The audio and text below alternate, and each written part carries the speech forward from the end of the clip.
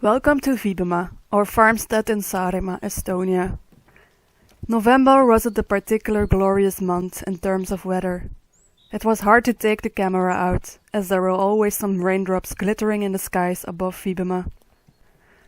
With a couple of hours sun spread out over the whole month, we can sense the darkness arriving.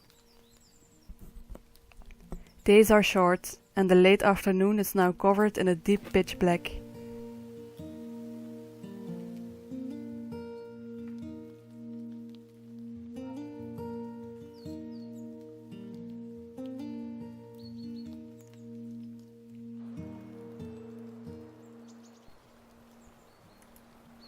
At breakfast time there are dozens of little birds flying around the kitchen. It's fun to observe them in their playfulness.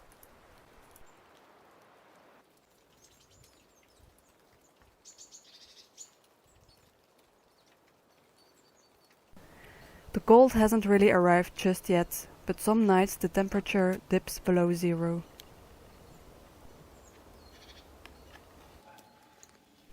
As I look back at this month, it seems we got quite a lot of things done, all things considered. Despite the greyness, it wasn't dreadful, and I felt motivated working outside in the hours of light given to us, listening to birdsong and wind. I almost spent all my days just in Viibemaa, in the garden, kitchen and cabin.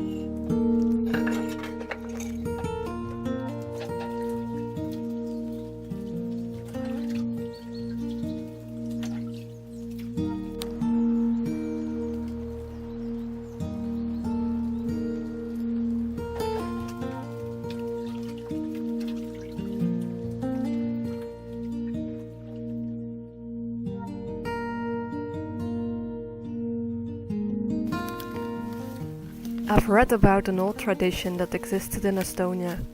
For a special occasion, like for example a birth, a tree would be planted close to the house. I brought one little tree from my previous place, which is called the Siberian pine nut tree, which could provide us someday in the future with delicious pine nuts.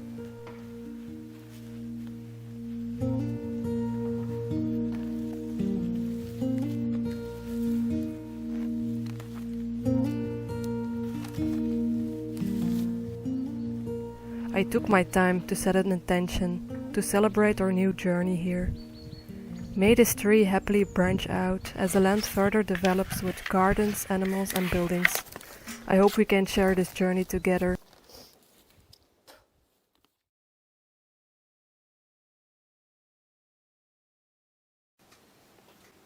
I'm sitting here in the shed in front of the window to do a bit of printing work. I've had 3 orders this week, which is the most orders in a week I've ever had before. So that makes me really grateful. I'm gonna make a print today of this woodblock. This woodblock is called the Woodcutters, and it's one of my first woodblocks I've ever made, maybe second or third. And someone ordered it yesterday, so I'm gonna print it on a nice piece of paper and see how that goes.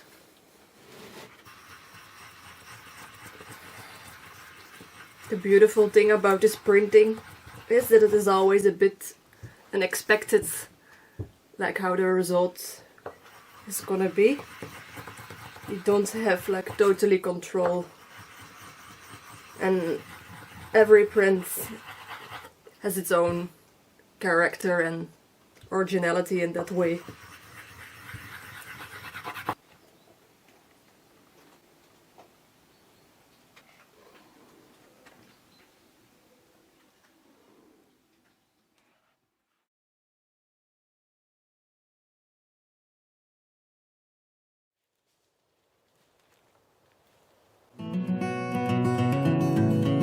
We are cutting down another tree today.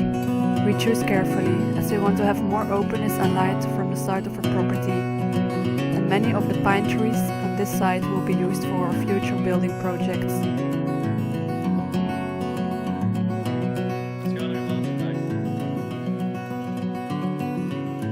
Wel nog oké, niet?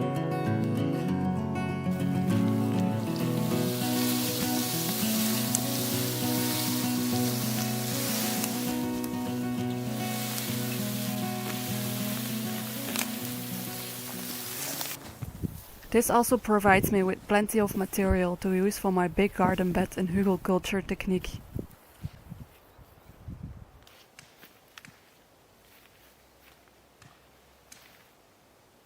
But I noticed there were too many big air gaps between the material I was putting down on it. So I took some material off the top and started filling up all the gaps between the branches and trunks with earth, leaves and grasses. I was hoping to build my Hugelkultur more than 1 meter high. This took so much time and materials. The bigger the heap, the better the water retention will be in summertime. No need for irrigation here, and it provides plenty of fertility. It's one of those things that take a lot of time up front, but will hopefully pay off over.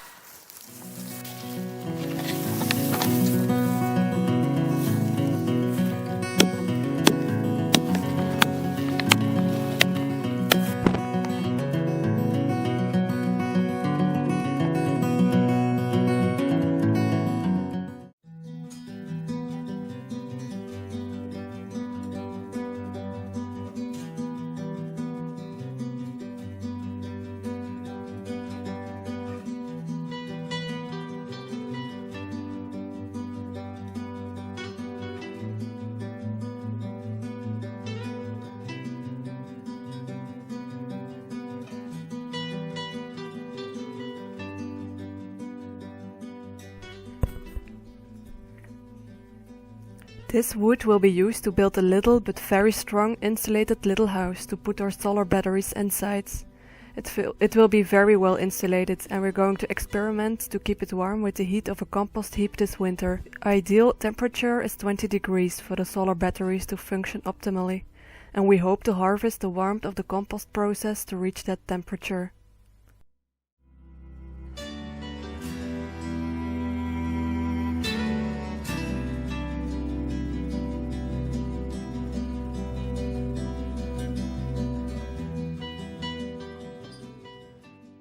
Jonas also designed the stair for our compost toilet. Hooray!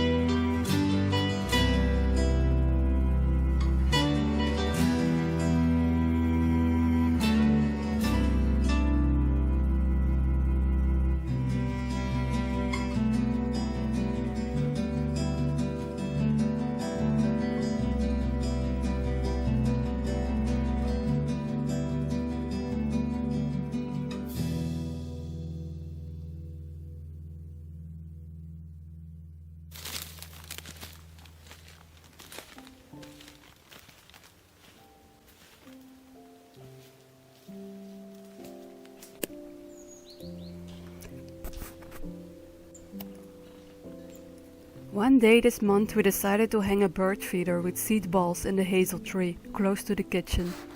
It immediately was a very popular place to hang out for all the little tits. There were so many that the food was gone in one day. The week before we had been insulating carefully with rock wool between the wooden boards on the little veranda, and we had also filled up 2 empty woodpecker holes in the wall of our cabin. We returned back at the afternoon at the cabin and found rock wool insulation everywhere, spread around, in hundreds of little pieces, in the kitchen and on the floor. Also the bird feed was eaten. We thought it was a coincidence. But then it happened again, 2 days later. So these little cute birds turn into a group of terrorists from the minute their food is gone. So now we know, we keep an eye out for that bird feeder. 4 seed balls a day for the little bastards. Lucky for them, they are so cute.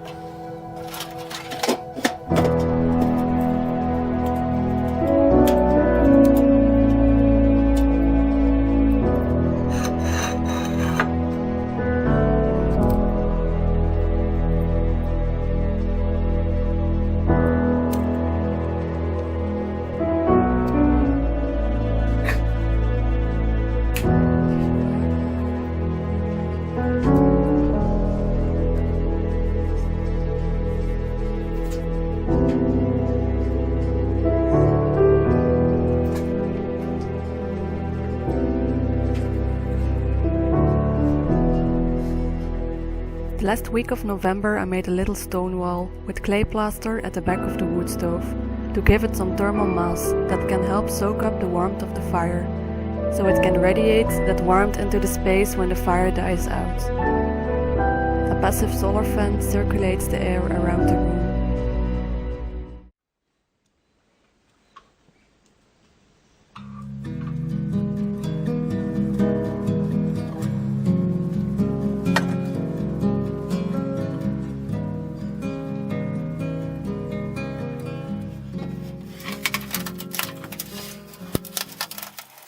We make some biochar to integrate in our compost heap. It also helps heating our cabin.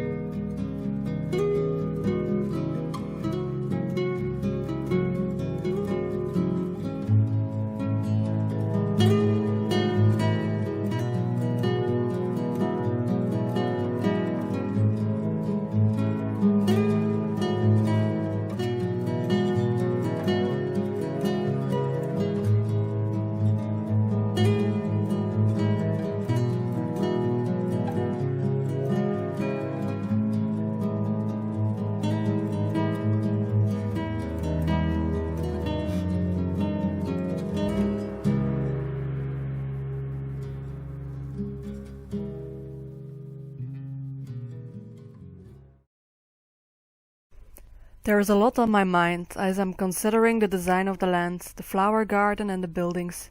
It's like a giant puzzle I'm trying to solve. I've spent countless hours sketching, gathering ideas on YouTube and in books, and to come up with a plan. It has to make a lot of sense, the things I'm planning out, in terms of efficiency, beauty, energy. How will we implement our water system? What is the best place for our future house? What materials do we have available? I really like thinking about all those connections, bringing it together in something useful that makes my heart and soul sing and also brings in income and comfort.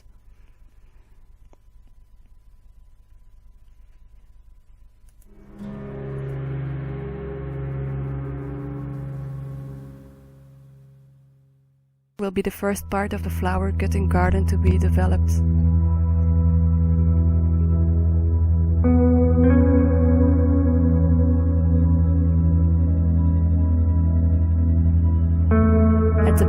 to the north side, we will build our small future house, with lots of windows to the south. This spot catches the most sun in autumn and springtime. Next to the house will come an extension with a little outside kitchen. In the back will be our bedroom. In front of the house a pond for attracting wildlife, creating more biodiversity and to add beauty. I long for having some water nearby.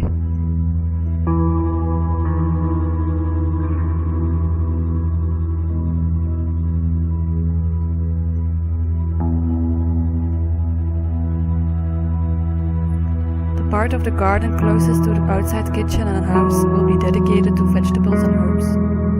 The Woodculture garden beds for things like cabbages, sugar corn, pumpkins and other heavy feeders. And some beds dedicated for root vegetables.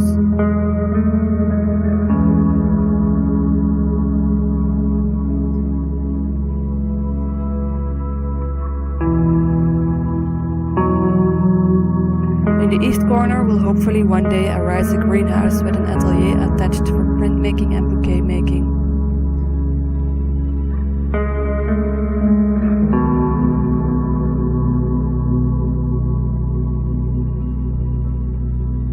On the other side we will make a little building for Jonas, dedicated for blacksmithing.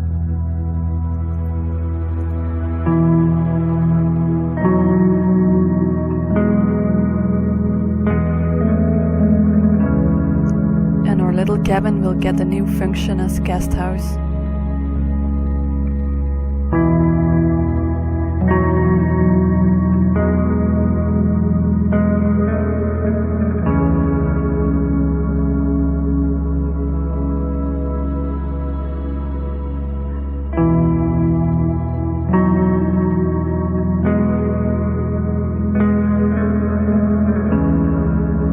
Thank you so much for watching this video. I wish you all the best.